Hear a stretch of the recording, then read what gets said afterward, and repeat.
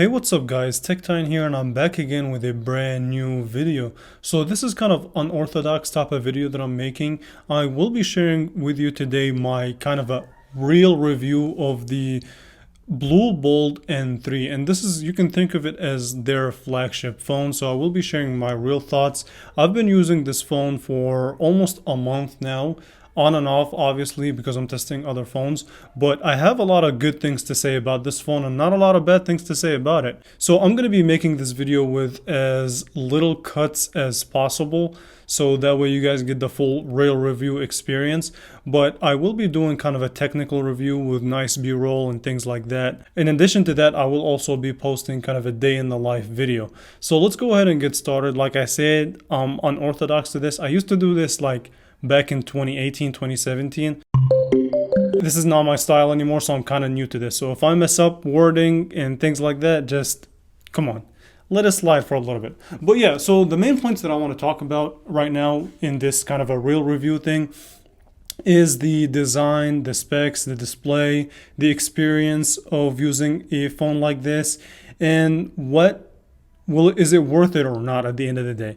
So let me tell you about the price of this phone. So I was one of the lucky people to get it for around $199, and that was like a special pre-order type of promo.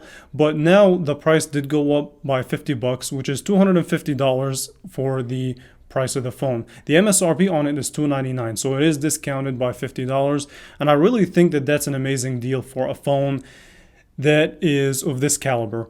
Okay, so now let's talk about the design for a little bit. So the back itself has this kind of frosty, kind of matte touch to it that is kind of, I don't want to say reflective, but it does give you this kind of shine when you reflect it under light, which I think looks really cool. For the budget for the money that you're paying for this phone, I really think that it's nice. And you also have this kind of ring to kind of house the camera itself. I think that this is overkill, but we'll talk about that later on. So yeah, so the back also has these kind of subtle curves to help with the grip, but let me tell you that this is definitely a very slippery back. So I do recommend the case on it, and a case is provided within the phone itself. And of course at the bottom you do get this kind of bold and model name, which is the N3 designed in Miami. So that's a nice touch from BLU, I guess.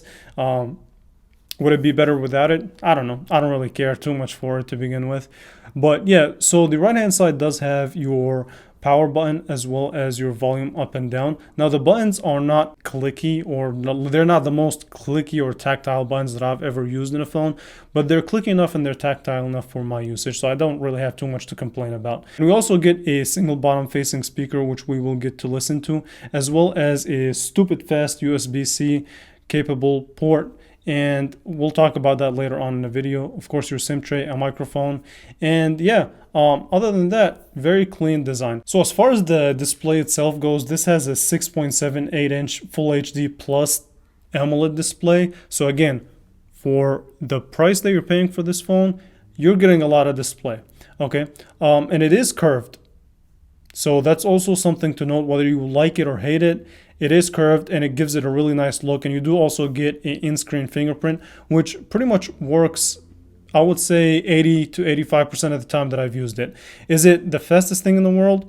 No, but it's fast enough for my usage, so I really don't have a lot to complain about in that regard. But back to this display. So again, like I said, it is a AMOLED display, so you do get all the benefits of an AMOLED screen, meaning that it will have these saturated AMOLED colors.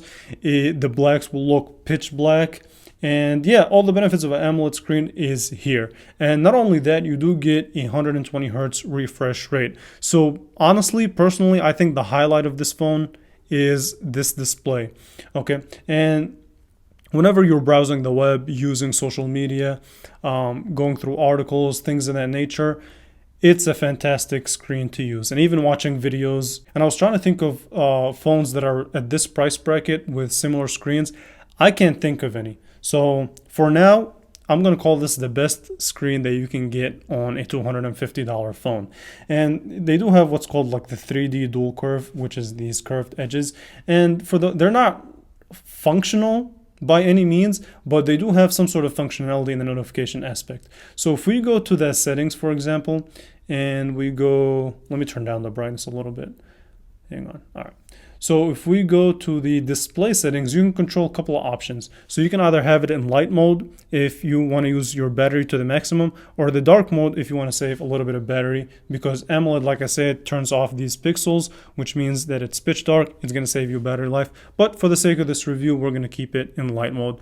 And you also get what's called night light, which will kind of give you a warmer tone for your eyes if you're using the phone at night. And you always have the ability to turn on always on display.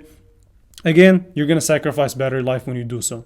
So you can change the colors and the themes and the clock, and you can just customize it to your liking. And if you look at display mode, it gives you also 3 options. Energy saving, which means that the always on is not really going to be always on. You can have it at timing, or you can keep it always on. Now, it does give you a warning at the bottom. It says when the power is less than 10% and the power is not connected, the off-screen pattern will not be displayed. So keep that in mind. So when your phone is at less than 10%, you're not going to get always on. All right. So what I also was getting to is that you can also control the color mode and the temperature. You can have it in normal mode, vivid mode. I kept it at vivid. I thought it looked better. You can have it in, you can change, it has like this kind of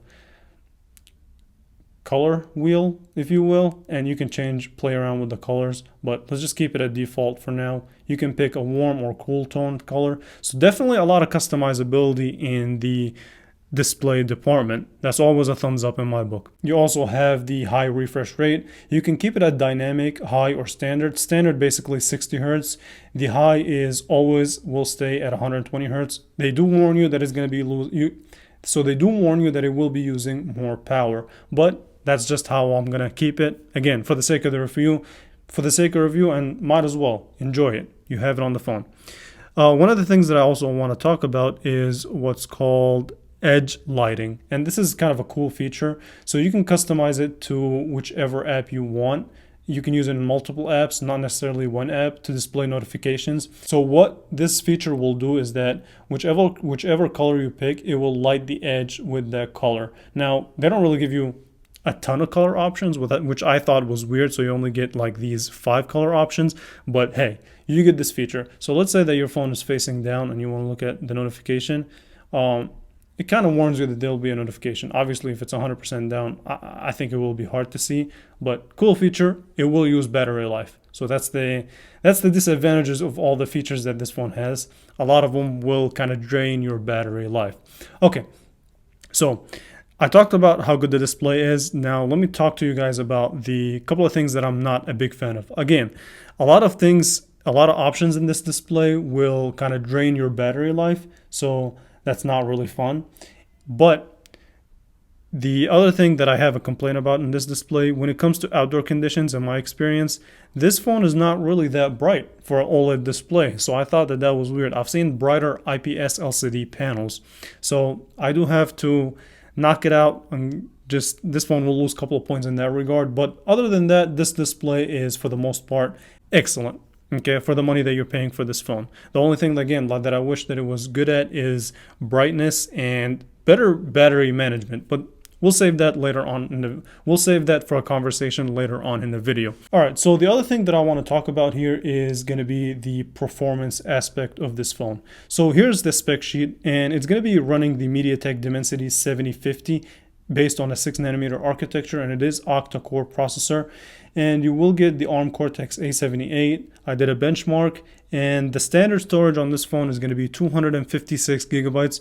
Beautiful. Can't ask for any more out of a $250 phone. And you also, in addition to all of that, you do get 8 gigabytes of RAM. And in addition to all of that as well, you do get a 4700 milliamp hour battery. So I did install Geekbench, and let's look at the history. So I did do a CPU performance, and the CPU the average was 1076 for the single core and 2599 for the multi-core. And if you want to make a better comparison with different devices, you can think of it as this phone will compete with the Galaxy S21 FE that has the Exynos chip.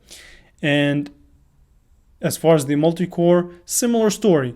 I would say that the S21 FE is slightly higher as far as benchmarks go, but my performance experience, and the GPU, by the way, when I ran it, it gave me a score of 2472, which is not going to break any records, but it's decent. it compares to the Galaxy A53 5G, but let's put the benchmarks aside for a second. As far as the experience itself, it was very smooth, very fast at opening apps thanks to the refresh rate, and just overall the experience behind this phone when it came to performance was pretty good.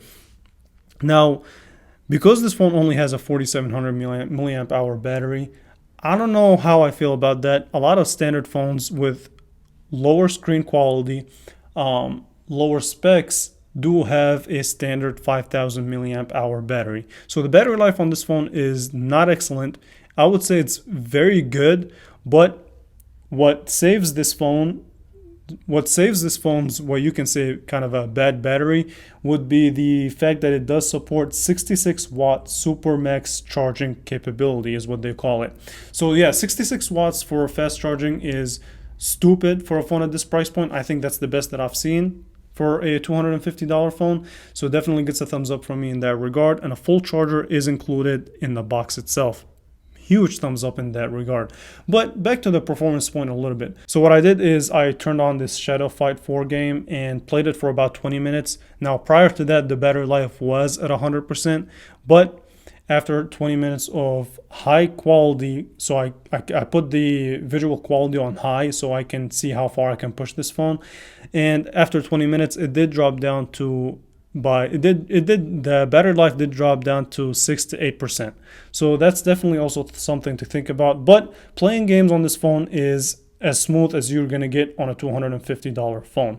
So performance wise, overall, don't have too much to complain about. If I did have to complain, it would be definitely the battery life. Not the best out there. And the GPU is not gonna, like I said, break any records or anything like that, but for whatever it's worth, this is still a capable phone in terms of the performance. Now, as far as the service, when it comes to calling, texting, and things of that nature, I did test it out briefly, and here's what I have to say about it. So I've read a lot of complaints about people when it came to the service on this phone, especially AT&T users or any branch that is off AT&T's network. They did have complaints saying that sometimes this phone will get little to no service at all. So I don't know what's up with that, but from my experience, I used it on Mint Mobile and I didn't really have a lot of issues when it came to service. So that's also something to keep in mind. Okay, so really briefly, I want to cover the camera aspect of this phone, and a full dedicated camera review will be in the final technical review of this phone, so definitely be subscribed and stay tuned for that. Basically, what I have to say about the camera on this phone is that it just loves to saturate pictures. But this phone has a 50 megapixel main sensor. You also get an 8 megapixel wide angle sensor as well as a 2 megapixel macro sensor. In addition to that, you do get a 16 megapixel selfie camera. So from the pictures that I took, this phone loves to just oversaturate the pictures, and that's just been the theme of this phone. Now, this, to some people, actually to a lot of people, this may be a good thing. To me personally, it is a good thing. It makes the picture look good, but it doesn't really look natural. I'm not really that big of a fan of for that, so it just makes it really over. It loves to oversaturate pictures. It reminds me of like back in the day Samsung.